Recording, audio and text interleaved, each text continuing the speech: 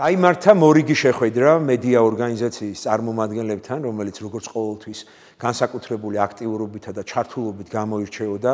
ჩვენს მიერ შეთავაზებული სამუშაო შეხვედრის ფორმატი, რომელიც უკვე 2 წელი აქტიურად მიმდინარეობს, აძლევს მათ შესაძლებლობას ინსტიტუციის ხელმძღვანელი პირებისგან მოისმინონ ინფორმაცია, ისევე როგორც პასუხები სხვადასხვა საარჩევნო საკითხებთან დაკავშირებით, მათ შორის იმ კითხვებთან დაკავშირებით, რომელიც დღეს მედიას თუ საზოგადოებას შეიძლება არჩევნებთან დაკავშირებით ჰქონდეს.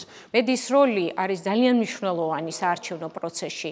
სწორედ ის უზრუნველყოფს საზოგადოების ინფორმირებას, საარჩევნო ცნობიერების ამაღლებას და ქვეყანაში საარჩევნო კულტურის განმტკიცების ხელშეწყობას. სწორედ ამ მანდატის გათვალისწინებით ჩვენ ამ შეხვედრის ფარგლებში განვიხილეთ ყველა ის არსებითი საკითხი, რომელიც მიემართება მედიის როლს.